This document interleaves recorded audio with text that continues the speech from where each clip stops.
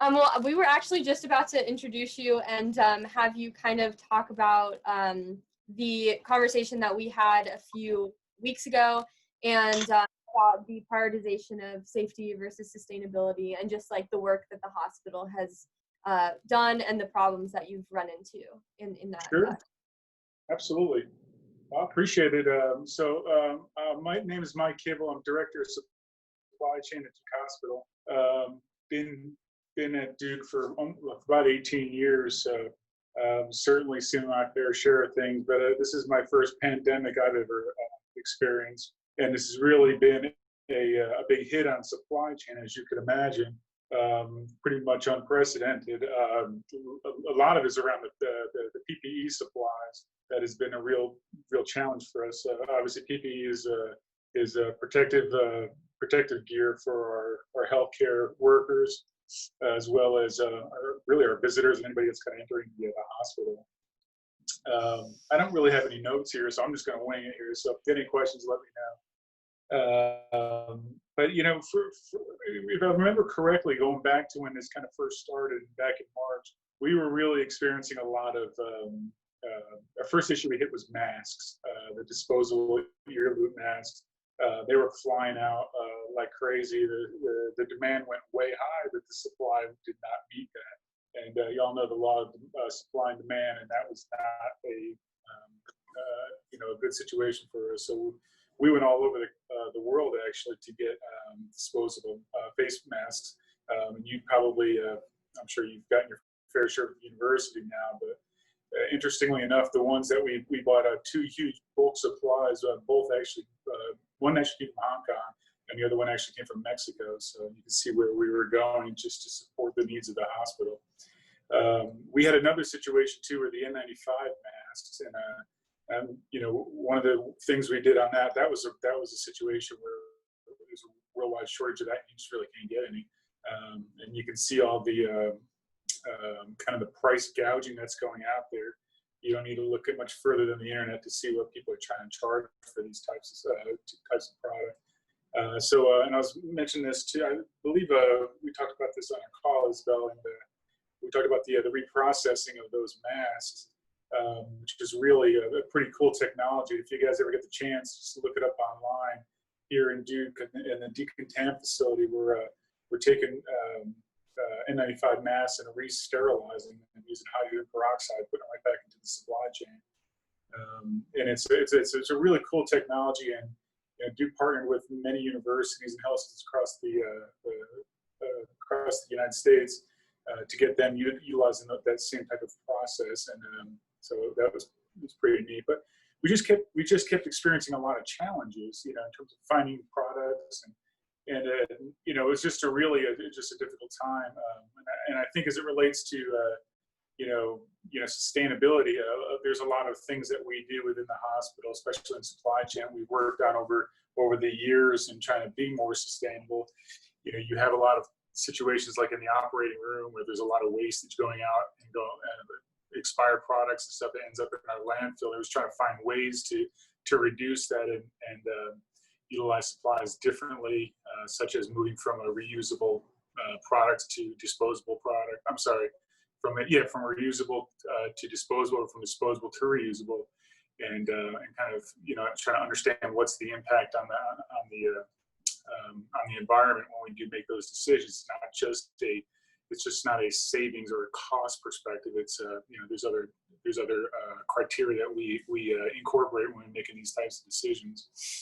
But as it relates to how can we be more eco-friendly with this with COVID, is one of the things I notice is people everybody has these masks everywhere, and as you guys have probably noticed too, not everybody does a great job of disposing of them correctly, and you see them all over the place. And I think that's everybody just needs to still be aware of making sure that they're doing their due diligence around properly disposing of certain things. I don't know if you guys spend much time over in the hospital, but every day when you walk around, or you actually just access the hospital, you need to pass screening, and they give you a little sticker for the day. And you can see all over the parking garage these little stickers everywhere. People are being pretty careless with the way they're disposing of that as well. So that's a little disheartening too. But one of the other couple things that I could point out real quick that we're experiencing is,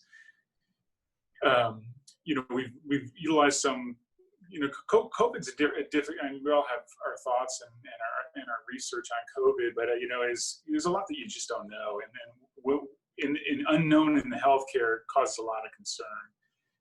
So people are very just, they're scared. I mean, the healthcare workers are scared. They're there to provide health, world-class medical care to these patients that are depending on to take care of them, and they're just really terrified.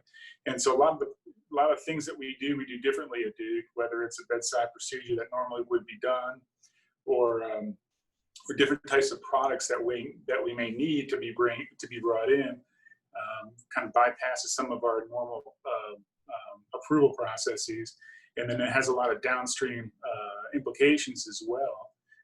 One on the supply chain, but two again on the environment. We see a lot of bulk purchases being brought over to warehouse, which brings more cardboard onto the campus. You see a lot of we brought more scrubs in, and the scrubs come in plastic bags. And what do you do with the plastic bags after they're open? You need to bring in more recycling bins throughout the hospital. We have a situation where you're going to normally use reusable, maybe a scope in a procedural area, and because of the fear of contamination, we're going to utilize a disposable scope. And again, that disposable scope is a one-time use, and that's going to end up in the landfill. So there's lots of conversations to be had about some of the decisions that are being made, and what's the offset, what's the balance. Again, being eco-friendly, or living a sustainable life, but at the same time taking care of of the patients as well as taking care of the workers. So sort of stop and pause right there and just kind of open up maybe a little bit some thoughts or some dialogue. Maybe we could, if there's any questions you guys have. Yeah, thanks so much for coming and for talking about all of that. So part of the reason that we kind of course, wanted to include Mike in this conversation is because we wanted to show the nuance between sustainability and safety, and show that it's obviously an extremely complicated process with a bunch of different facets that go into making the decisions for how to act more sustainably, especially in a hospital setting when people's lives are at stake. And the other thing that we wanted to kind of point out, and we can come back to this at the end of the discussion when we have the Q&A with everybody, but kind of the story that Mike told about how that the hospital started sanitizing PPE, not necessarily to be sustainable, but because there was a lack of PPE available. And so that transition to sustainability did end up happening. And kind of the question of how do we make sustainable change that has shifted or has occurred during COVID? How do we make those shifts in human behavior so that they stay after the pandemic as well? And so we'll kind of ask that question in the Q&A later on. But yeah, I just wanted to thank you, Mike, for talking. And we, I think, are going to introduce Emily and Marcus. They decided to do their presentations kind of together. So if you guys want to introduce yourselves, talk about the work you do, and give the few tips about sustainability that you had. Sounds great, thanks. Can y'all hear me? Can I get a quick thumbs up? Our internet is super shaky at the farm. I've relocated to our literal tabletop pumpkin patch here. So these are my new props. A bunch of Thai pumpkins that we just pulled from the field yesterday. So just give me a thumbs down if at any point you lose me. Hey y'all, I'm Emily McGinty. I'm one of our program coordinators here out at the campus farm. If you haven't been here, if you've never heard of us, we are your campus farm. So we've been around, this is our 10th season, and most people tend to think that we would primarily exist to grow food. Growing food is part of what we do, but we're on a pretty small parcel. We grow food on 1 acre, which again, I would show you if I had a better GoPro setup. And so our mission is not, nor could it be, in the space that we have to grow all of the university's food. We're actually here primarily to be a space for exploring, teaching about, facilitating food systems education.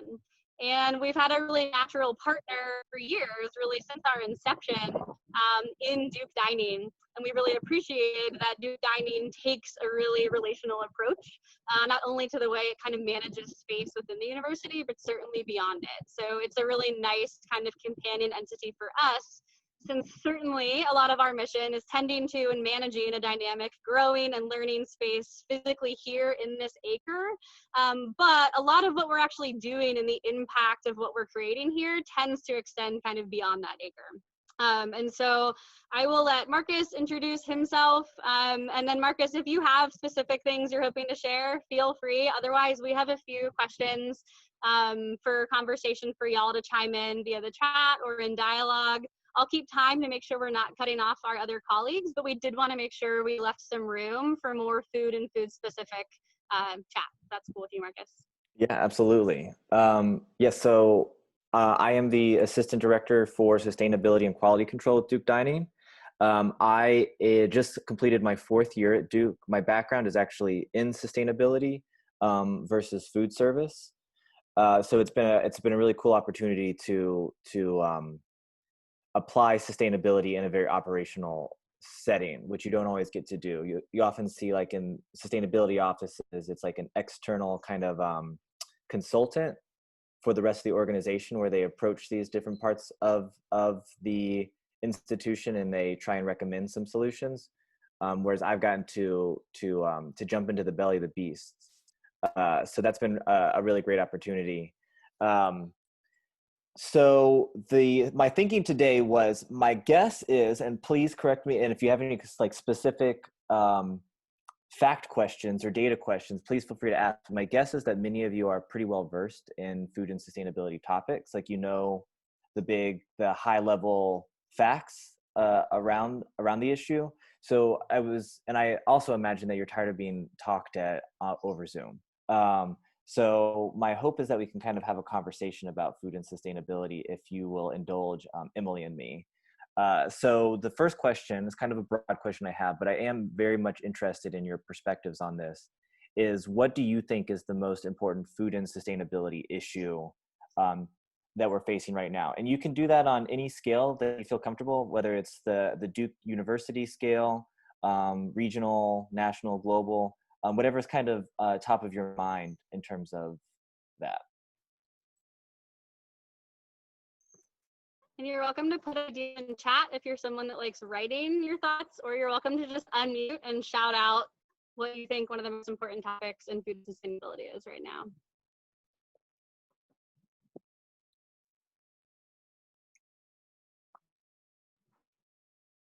We're gonna look for at least 2 answers. So someone's gonna have to be a brave soul. We just got something in. Oh, we've got some folks jumping in the chat here. So Emily says food waste and equal access. Andrew says food waste. That definitely falls under food and sustainability, Andrew. Zoe, we've got another vote for food waste. Avery says distribution. Adam says food supply chains. There's enough food to feed everyone, but there are many who can't get food and much is wasted. Food waste. Okay, food waste. That's. I guess I probably should have seen that coming. Yeah, animal agriculture.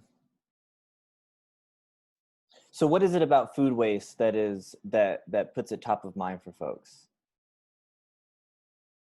And also, can someone jump in and describe to us what they sort of mean by food waste? Oh, yes. Excellent, Emily. Yeah, thank you. Of course, like even like literally paint us a picture. Like, are we talking sort of home trash cans just full of rotting produce? Are we talking people worried about where that stuff is going? For me, I think it's food waste it's food that's created but is never consumed or used. So it ends up going to waste. Thanks, Sophie. That's really helpful. So a kind of surplus or overproduction that might be planned, but then actually never actually ends up somewhere. Thanks for that. So Zoe wrote her concerns with post-consumer and concerns with supply chain and in kitchens and in stores. Marcus, would you be able to take just like 30 seconds and give a quick, like, how is Duke sort of thinking about food waste in the time that you've been here? Mm-hmm. Yeah, so there's a couple of ways to think about what we talk about when we say food waste. So there's food loss, which is like what you hear about happening in the fields, like, or with ugly produce that doesn't actually get sold. And then there's food waste, which is what a lot of y'all have mentioned, with something that it's either in your kitchen, you don't eat it, or it for some reason it doesn't make it to somebody's plate. And there's also post-consumer organic waste. And so the way that Duke Dining, the work that we do is we work primarily on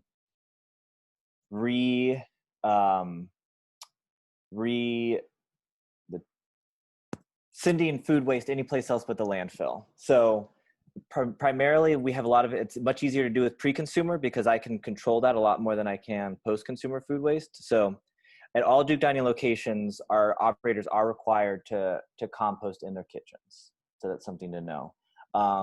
And we are expanding post-consumer food waste, or we were expanding post-consumer food waste. I'm speaking very much in pre-COVID terms, in the before times, where if you dispose of something in the Broadhead Center, you put it on the dish return, or in the Bryant's, or in the Marketplace, East Campus Union, that's all getting composted.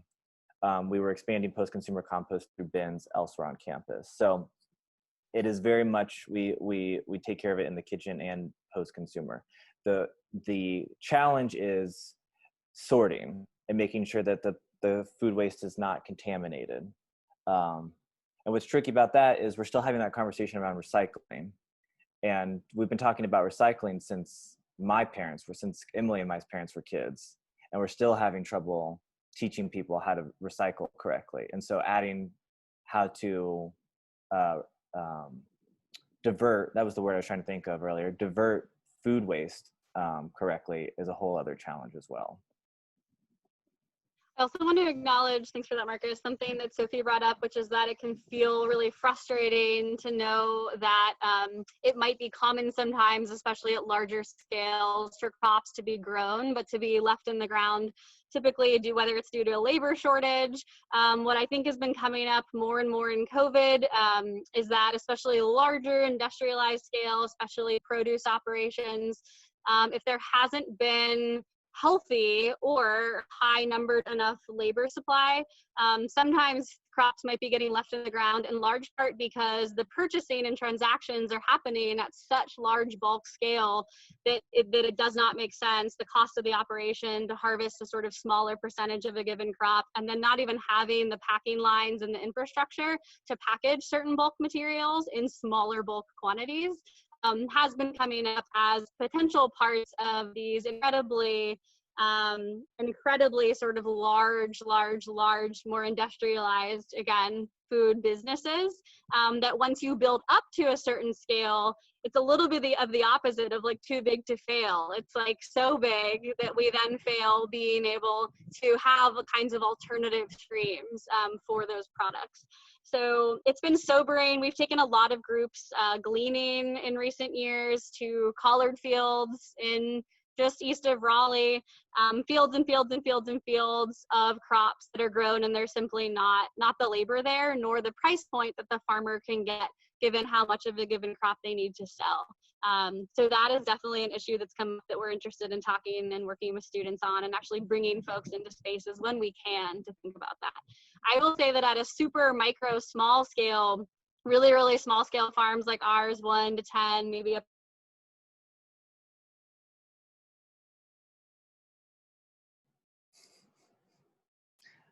I can text her and tell her that we lost her. I don't know where she was going with that. Otherwise, I would try and try and carry the point. I will say I did see that Adam asked the question about what sort of contamination issues are there with food waste, and that is things that cannot be composted end up in the compost bin. And so the commercial composter that we work with, where we send intra-household waste. Oh. So that's been really lucky. Emily, you kind of cut out for a little bit, but I think Marcus was going to answer a question really quickly, and then once he's done, we can come back to, at the end, what you were saying there. Yeah, we lost you for 60 seconds, Emily. So if plastic or something that is not organic waste that can be composted in the compost bin, it gets rejected by the person who picks up our compost. And so then all that whole bag ends up in the trash. And so that's why it's a really big challenge with post-consumer, because I don't have any way of sorting it. It just is, you rely on the consumer to do that. Mm-hmm. Sorry y'all for dropping out there. Yeah, the relying on the consumer is huge right now for everything. I will not go back and try and repeat everything I was blabbing to you about with like overproduction. I will say that one thing that's felt revealed to us during COVID is that for folks who do have some time and space to be increasing their own food literacy, like very literally their own vegetable literacy, even being willing to obtain whole plants in their whole form, whether that's in the grocery store or at the farmer's market, whether that's doing some light new cooking. I actually think there can be a really strong connection between increased food literacy and reduced food waste, certainly at the consumer level. Because you just understand more of what and how you're handling these products. And I actually think that COVID, for a kind of person with time, that's my timer that tells me, Marcus, and I need to shut up. I actually think that there can be a really exciting relationship between that, and would love to see some of that happening in dorms and apartments, people being willing to cook more. Hey, Marcus, can I ask you a quick question? Certainly. Did you guys have a lot of extra supply when everything shut down back in March? And what did you guys do with that extra supply? And how did that change your business model? So the ramp up to everything shutting down was actually gradual enough that when we saw the writing on the wall, we could tell our operators to maybe don't place that next order, or order way less than you think you'll need. So we did not have a ton of extra stuff that went to waste sitting in the fridges. So that was not a huge issue. Adam, to answer your question about plastics being mostly compostable, that many of them are, some of them are not, which causes confusion. So I recognize that. So you can a compostable plastic can't go in the recycling bin, and a recyclable plastic can't go in the compost bin. And so that's where consumer education comes into play there. And the reason you have to have these different types of products is they handle differently. But I won't make us dive too deep into that. I know we've just taken up a good amount of time, so we can go ahead and pass it off. I know Marcus and I are both super excited to ask and answer more questions from y'all, but we can save that for the end too. Yeah, if we can go on to Tyler now, and I was just going to say that I know I myself have a couple questions, and so during the Q&A, maybe we can come back and revisit some of those questions. But just to make sure that we get to all the speakers, yeah, that would be great. Thank you so much for contributing. So, Mr. Dewey, then if you want to kind of introduce yourself, kind of talk about transportation in the realm of COVID, and just any sustainability discussion or tips that you have in that realm. Absolutely. So my name is Tyler Dewey. I'm the Alternative Transportation Lead for Duke Parking and Transportation Services, which means I focus on programs that deal with anything that's not a single occupancy vehicle trip. So one of our big goals is trying to reduce both the number of cars that come onto campus, but also the miles that cars coming to campus or in campus are driving. So trying to reduce the amount of cars and pollution and the externalities of car travel. So ultimately that means I'm working with the bus system, I'm working with bikes, scooters, carpool, vanpool, etc. So I have some slides that I'll share very quickly that talk about some of the programs and how they've been impacted by COVID. So I think we've seen a real big change in how folks get around. The biggest being, of course, a lot of Duke staff are working at home. So in some respects, you know, our numbers and around transportation are going to look really good because we've kept so many cars off the road through telecommuting. Let's see here real quickly. Pull these slides up, share screen.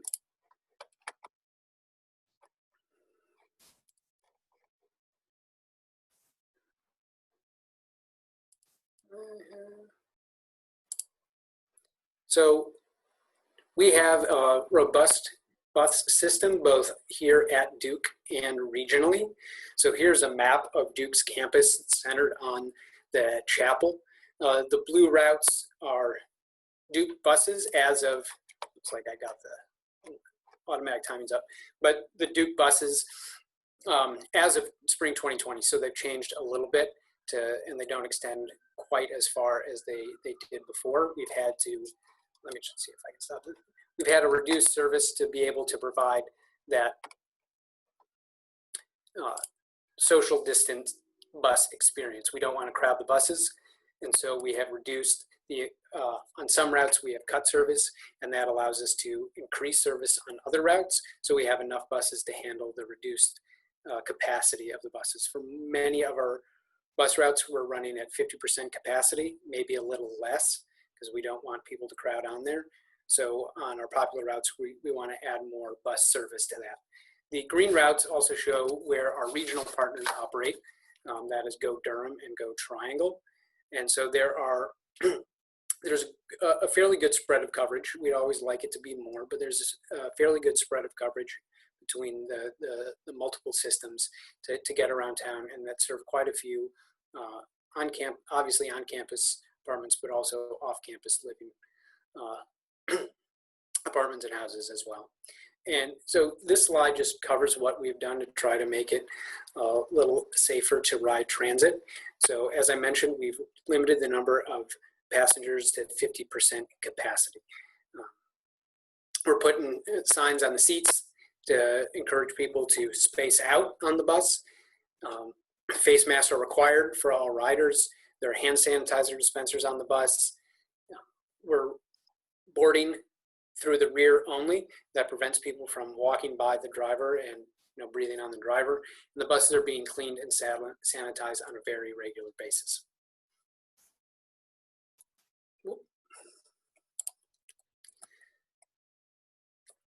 We are continuing to offer GoPass. So however, COVID has impacted how GoPass operates.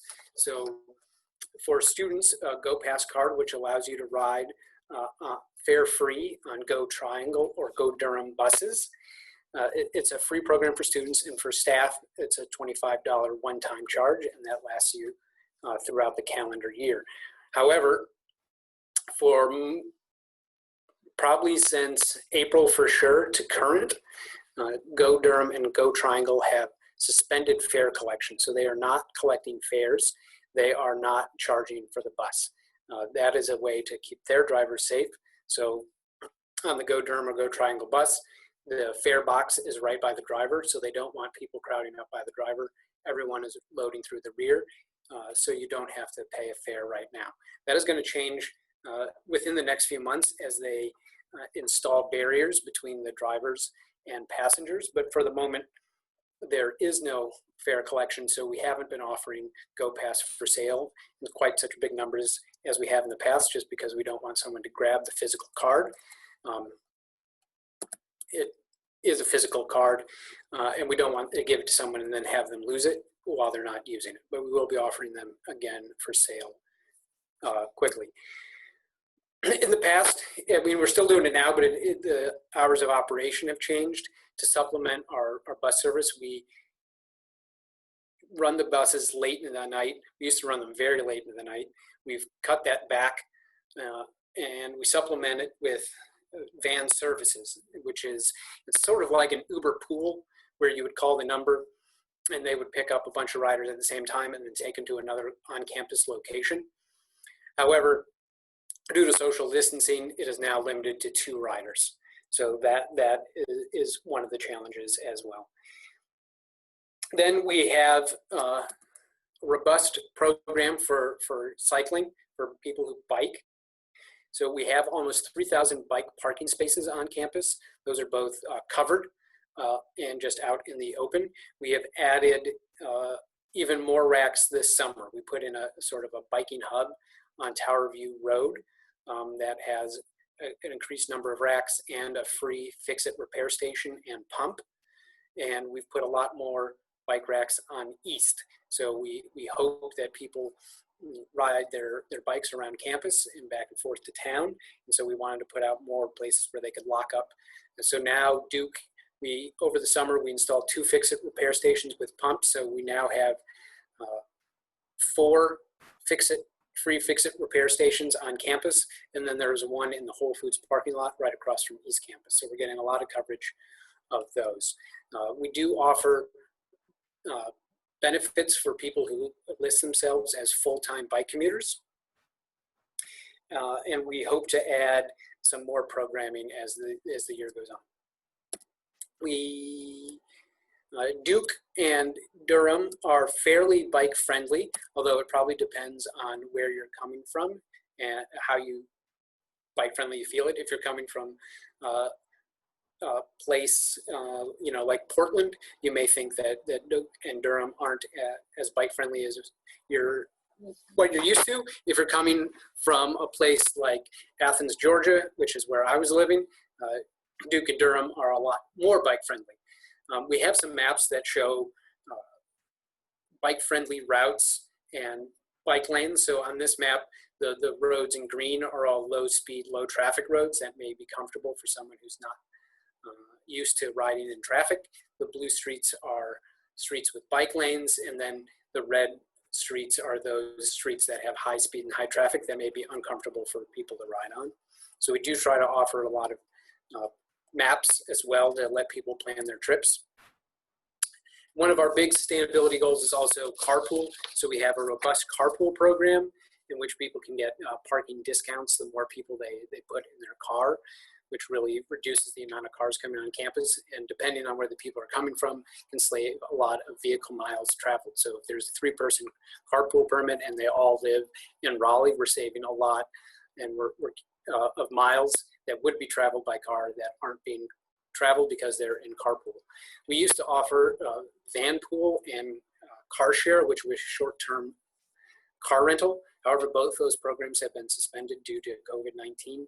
The van pools have been suspended primarily because so many people are working at home, they can't sustain that critical mass to keep the van pool going. So a lot of those have been paused.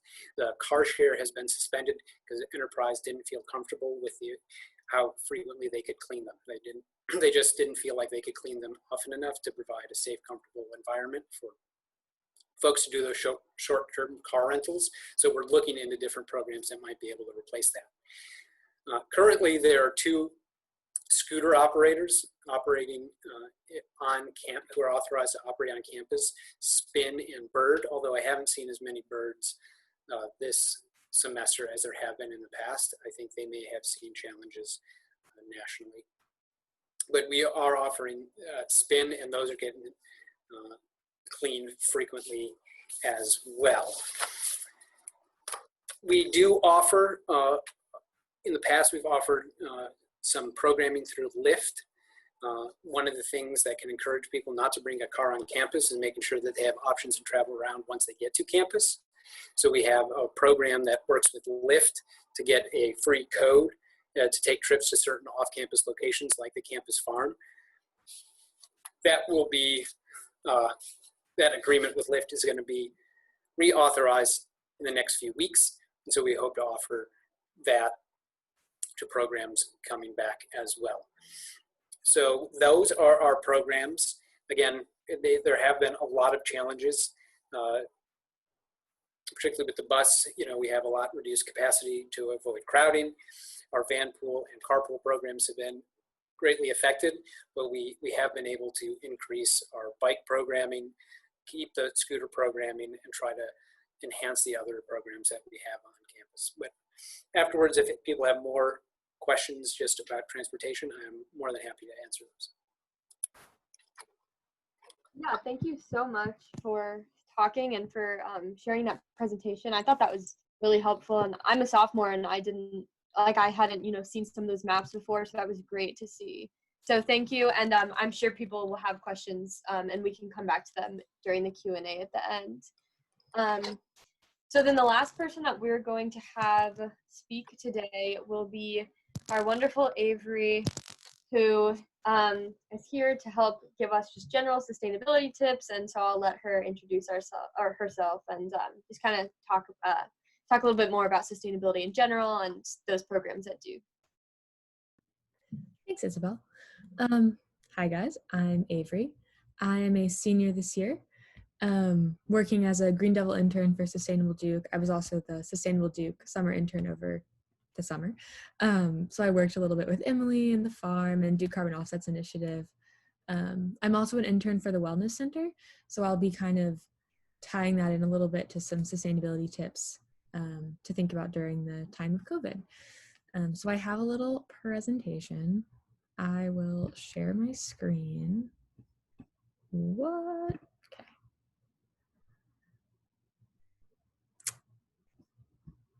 Okay.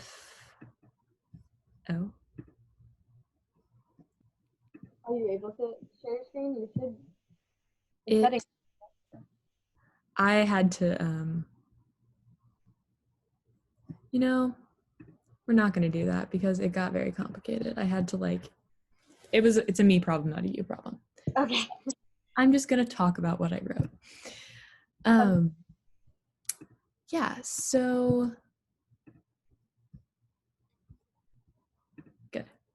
So the first thing, I just wanted to talk about kind of a theme that we've been thinking about a lot in Sustainable Duke, and especially in Green Devils right now, are how small actions can make a big difference when it comes to sustainability, which is important right now when you're thinking of things you can do individually that might make an impact. Because it's also hard, I think, when there are such large stressors going on in the world right now, to kind of focus on little things that we can do that are part of the solution instead of the problem, that can make us feel like we're still contributing and really do make an impact when everybody kind of does them together. So things like this would be kind of actually really in the vein of what Marcus and Tyler and all those people were talking about, like using public or alternative transportation, biking or walking to class instead of taking a car. Also, eating less meat can make a huge impact on your carbon footprint and also water and energy usage along the way. Rejecting disposability, I think right now a positive, even though a lot of people are getting takeout instead of eating inside of restaurants, we have a lot of opportunities to cook and maybe cook and bring your own lunch to a park or to a gathering with a friend instead of getting something that's takeout. Also, shopping responsibly is really important to think about right now. I know online shopping can be very tempting for people because you want something new and exciting and you don't feel as comfortable going to stores, so poking around online is really easy. But thinking about what you really need, what you can donate or sell, instead of just generating these big closets of clothes. Also, other things besides clothing that you can buy responsibly through platforms like Craigslist or Facebook. I know a lot of furniture, especially like for college students, moving in and out, furniture on things like All Duke, different Facebook pages, is a really great way to think about buying those things responsibly. And also supporting local businesses, that has been huge. I think a lot of people are talking about that recently, especially in light of the Black Lives Matter movement, like supporting Black-owned businesses, local businesses for food. From a sustainability perspective, what people normally think of when you talk about shopping locally is that it saves on carbon emissions because you're not having to transport those materials from as far to you, but it also builds community and is part of social sustainability, which I'll talk a bit more about in just a second. Also just, yeah, another small action, having conversations with your friends and family about sustainability, just kind of bringing it to the forefront, thinking about, especially now, talking to people about the impact that such a decrease in transportation is making on the environment. Like the canals in Venice are finally clear and smog clearing over various cities. Like there are a lot of ways to kind of topically bring up sustainability in your daily conversations right now that I think is important to raise awareness for these issues and how staying in or not traveling as much, things like that, can actually make a big impact. So what I was talking about before a little bit when I introduced myself is sustainability and wellness. That's kind of my, kind of where I fall. It's my specific interest.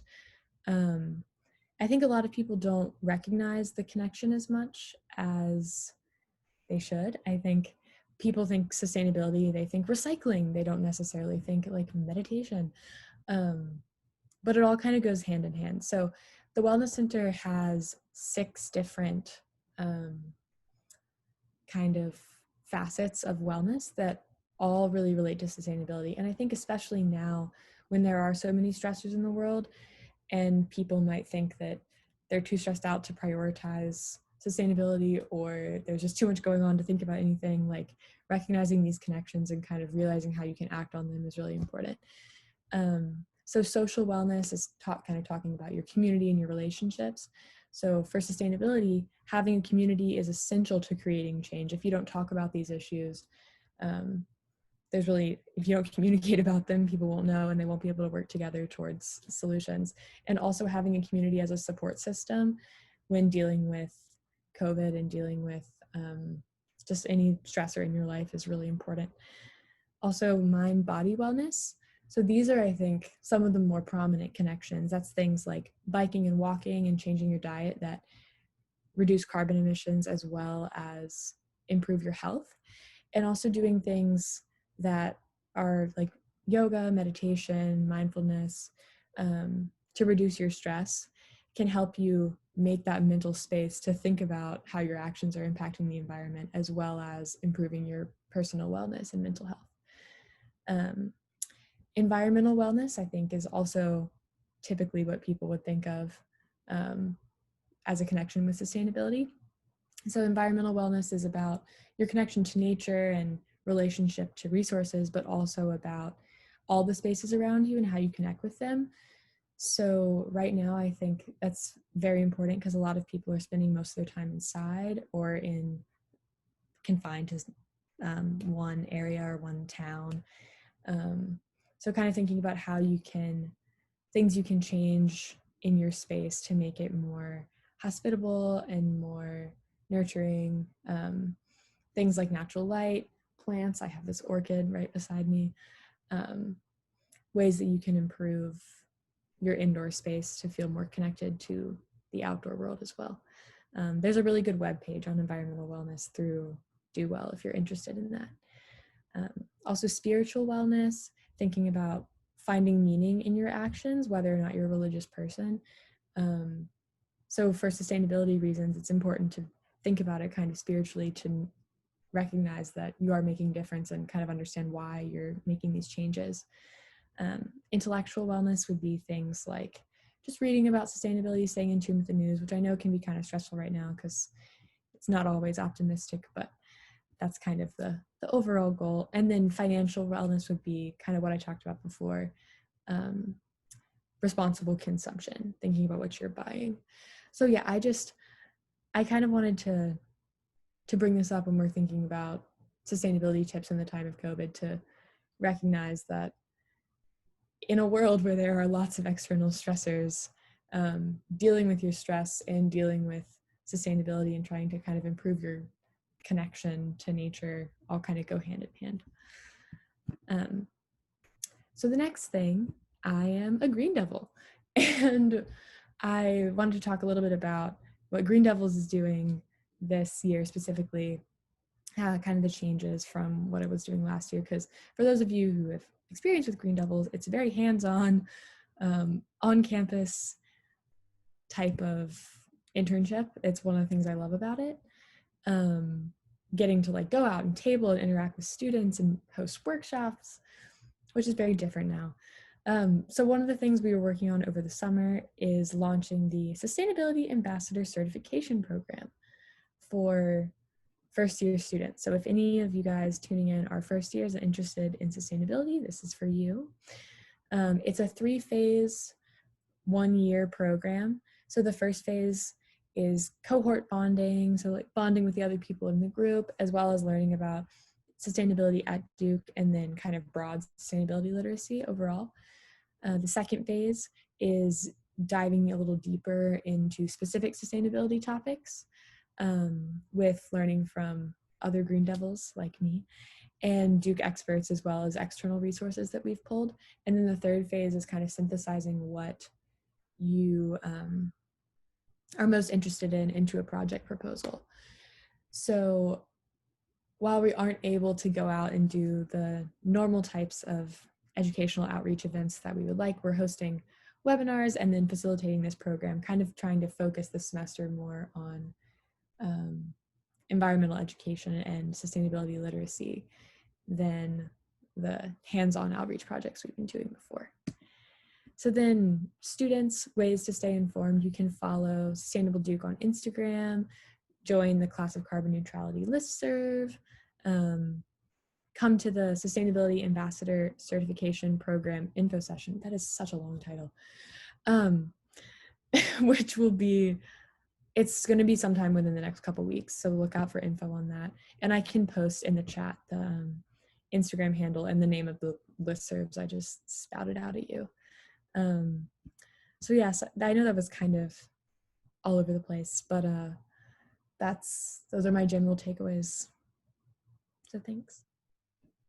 Yeah, thank you so much. I learned a lot, just sitting here listening to you, and especially about the connection between like wellness and sustainability. To be honest, I never really had considered the fact that it was connected in like all 6 facets like you were talking about. So that's really interesting. And then I do think that somebody asked in the chat, where can we learn more / apply for the Sustainability Ambassador position? So I don't know if you want to answer that quickly. Yeah, absolutely. So you can email sustainability@duke.edu, and they being Becky Heffler, can give you more information about that. Thank you, Isabel. And also there's going to be an info session in the next couple weeks. So Becky will post that on the Class of 2024 Facebook page, and also on the Sustainable Duke Instagram, which is just @Sustainable Duke. Yeah, so thank you all for speaking. This went longer than anticipated, but we still want to kind of have that Q&A that we were talking about. So what I'm going to do is just wrap it up with a couple of announcements, and then if anybody needs to leave after the announcements, you can totally do that. But then if you would like to stay and be a part of the Q&A session, then you're welcome to do that. So just a few things that we wanted to say was that the UEU's Eco Opportunities webinar series is a monthly series for the whole year. And so obviously the one we had for the month of August was this staying sustainable during COVID. Next month, our webinar focuses on the departments at Duke.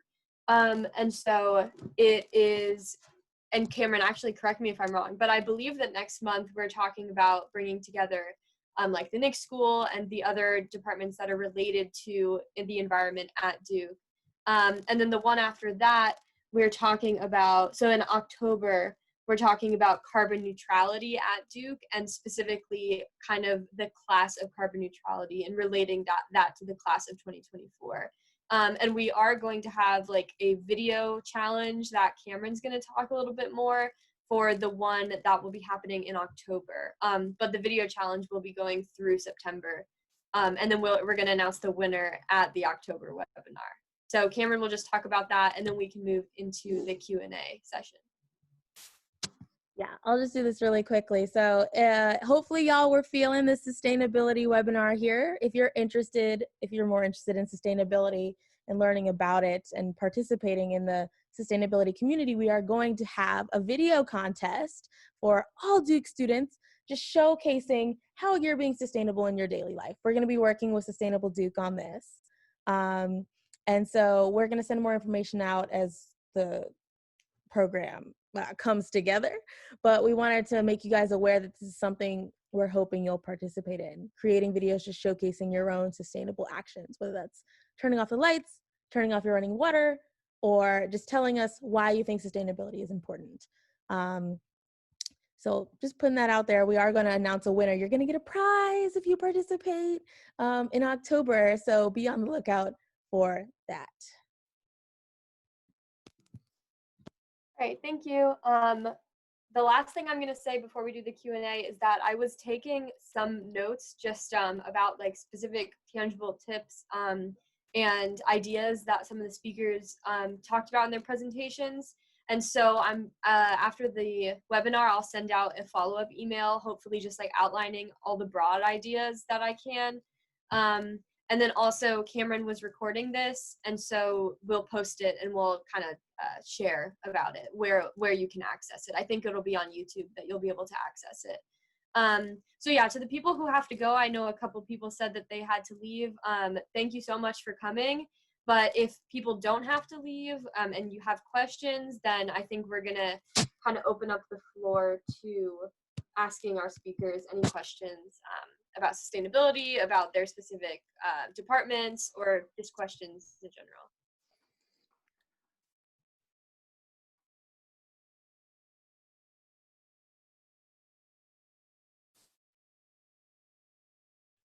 And if nobody has a question, I actually do have a couple really quickly, just clarification questions. So the first one was, oh, Emily, I think left. I think her connection was going out, but oh no, she's right there. Okay, cool. Oh, Emily, you're on mute. You're on mute. Sorry, I'm here. I'm like playing. I keep telling the Duke Forest that I'm like their personal park ranger these days. Like people just are always wandering around here, so I have to like step in. So I'm here. Okay. So the question I had was, how do students normally get involved with the campus farm, and is that changing because of COVID? Like, how during this time can students still be involved? Like, is it still open for people to come to? Or I was just kind of curious about that. That's a great question. So we typically in a non-COVID time would have like open community work days with no real strings attached. Anybody can come, no sign up necessary. We're working on finalizing permission from the administration to have small registration-based work days for under 10 students at a time. We're kind of working on what block that will be. And block that will be. We're pretty optimistic because all of our other campus farm friends that we've been in touch with have been able to get that kind of thing approved. So keep an eye on our social media. We are on Instagram and Facebook at Duke Campus Farm, and that'll be the best, easiest way to come out to like get your hands dirty and kind of meet us and see what we're doing. We're also going to be launching some virtual reading groups on different intersectional food systems issues. So keep an eye out again on Facebook. We're going to put out a sign up for that next week. So if you want to join us more in the thinking sense, you can read with us. It's no course.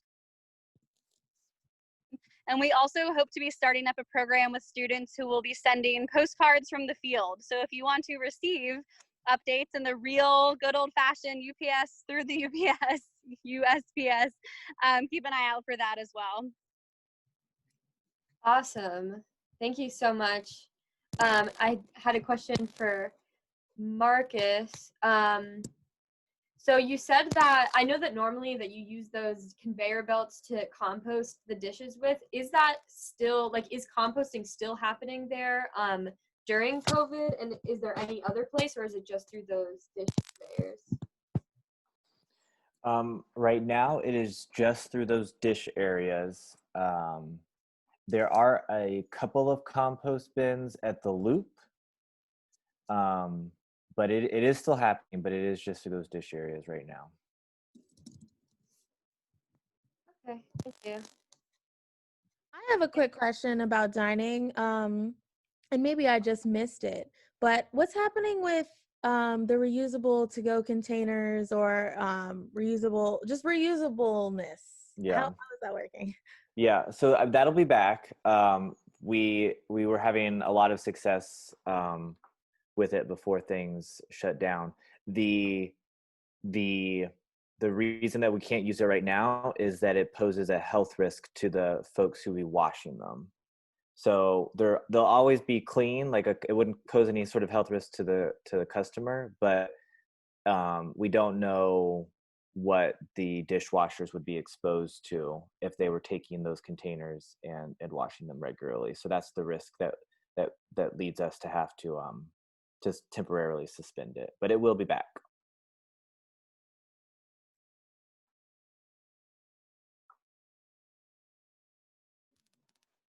I had another clarification question. Sorry, so many questions, but I just want to make sure I send out as much information as possible to everyone who signed up. So for the carpool program that you were talking about, I think that you said that if you sign up, if you like register your car as a carpool, then you get a discount for the pass. Is that true? And that or how exactly does that program work? And is it for anyone living off campus? Is that even for people who live in like West Village, like super close, or? Yeah, so it does get a little complicated because who is eligible depends, and what lots you're available for depend on like your student status, if you're an undergrad versus graduate, your staff, it would depend on where you work, which lots you're eligible for. But overall, it's for a two-person carpool, you'd split the cost of the permit. Whatever you'd be paying as an individual, you just split that cost. 3 people pay $7 per person per month, and then a carpool with 4 people is free. We have that up on our website at parking.duke.edu, probably /alternative/carpool. There's a whole host of information on there. And then it is a process where folks have to apply, and I review it, because there are some criteria about where people can live. Like we want the carpools to be closer together, so that one person doesn't have to drive a long way to meet the carpool and drive to campus. And then we would, we're not being as strict this year, but we'd like people who live on a bus route to use the bus rather than take carpool, depending on your circumstances. So that one isn't quite so set in stone, but I'd probably reach back out to have a deeper conversation if somebody lived right on a bus route that came to Duke.